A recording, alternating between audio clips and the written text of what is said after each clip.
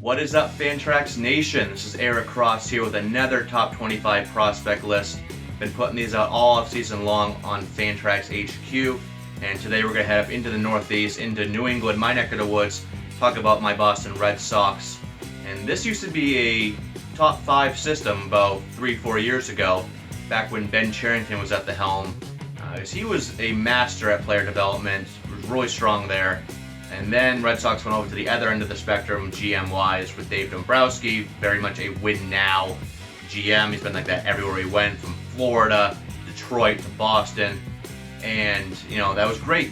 Brought us the 2018 World Series with his, trading away prospects for Chris Sale, Craig Kimbrell. So that was great. But now this is a bottom 10 system. But there's still some intrigue here for Dynasty League. So let me start by reading the top 10 of the top 25 Boston Red Sox prospects from my article. It starts with Tristan Casas, first base, Bobby Dahlbeck, third base, Gilberto Jimenez, outfield, Jarren Duran, outfield, Brian Mata, right-handed starting pitcher, Jay Groom, left-handed starting pitcher, Noah Song, right-handed starting pitcher, Tanner Houck, right-handed starting pitcher, CJ Chatham, shortstop, and then Thad Ward rounds things out at number 10, another right-handed starting pitcher. I'm going to highlight just a few of these guys here so that has some intrigue for Dynasty Leagues. Starting at the top with Tristan Casas, 26th overall pick in 2018. Really happy when he fell to the Red Sox near the end of the first round.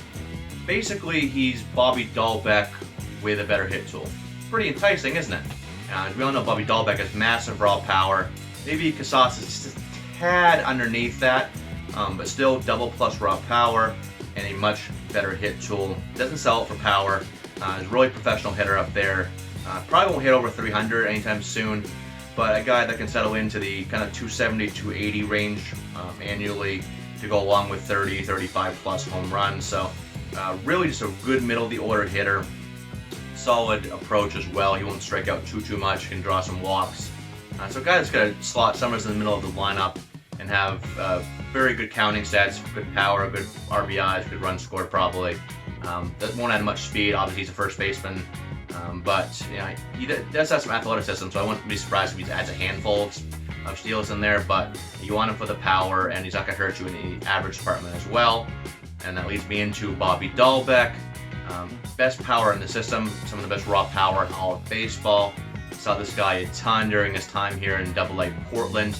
And not only does he have the raw power, but he has a swing built for power, a frame built for power. Really strong in his hips and lower half.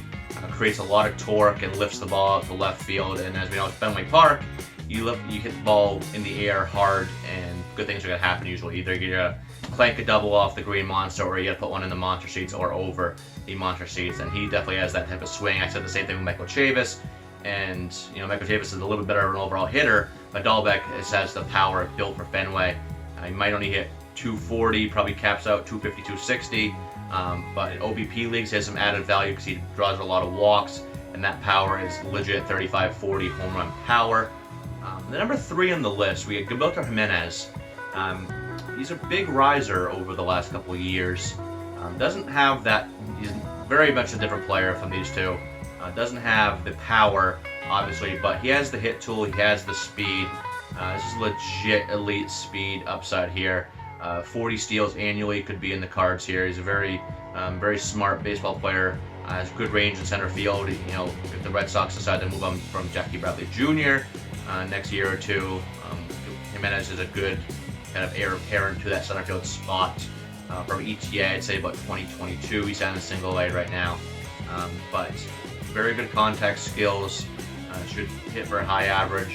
A little bit of pop. I'd say maybe hits 10 to 15 at peak.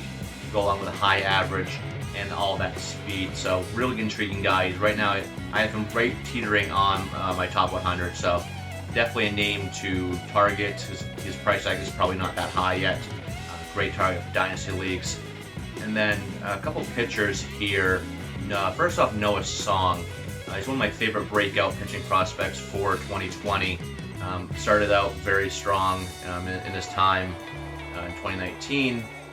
He's an interesting one because he had the commitment to the military, and now that's kind of out of the way for now at least.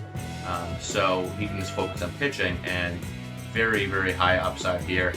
probably a number 2 starter ceiling, but has a low to mid 90s fastball, sharp slider, 2-frame Blake, and also mixes in the curveball. There's a changeup there as well. Doesn't throw it too much, but really good fastball slider. If you can develop the curve or the changeup into a useful third offering, I think there's going to be some really good upside here. Command is pretty solid, doesn't walk too many guys. So really just checks off all the boxes for kind of like the number 2, high-end number 3 starting pitcher. And you can get them fairly cheap or almost at no cost at all in Dynasty leagues, just because the helium isn't quite there yet with Noah Song. The same can go for Jay Groom. Former he's number 12 overall pick back in 2016. Was in the running for number 1 pick that year, but some signability concerns and some makeup concerns kind of dropped him to 12 to the Red Sox. And then he's had a myriad of injuries here. He's barely pitched at all since he over the last few years. Missed almost 2 full seasons, but finally got back for a few innings near the end of 2019. So low to mid 90s fastball with movement. Really good curveball. That was maybe the best curveball in the 2016 class, double plus curveball, and showed feel for a changeup as well. So, the upside was there. It's a lottery ticket. Who knows if it doesn't work out? You probably didn't give up much to get him at all, but I'm sure the Groom owner in your Dynasty League might be a little tired of Groom at this point. So, could hurt to shoot out just a really low offer just to see if you can get him, and if it works out, then it's going to be a great thing for you. That's the Red Sox prospects in a nutshell, guys you should be targeting. Make sure you subscribe to the Fantrax YouTube page right below here. We're going to be putting out a lot of prospect videos, baseball videos in general, over the offseason and into the 2020 season, the draft season. We should be putting out a lot as well. So make sure you subscribe below and move your leagues over to Fantrax today. I put out a video not too long ago. Check it on this page.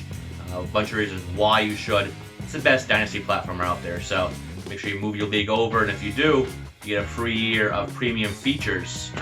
Pretty good deal right there, so a lot of good stuff there. So make sure you subscribe, move your league over today. Catch you next time.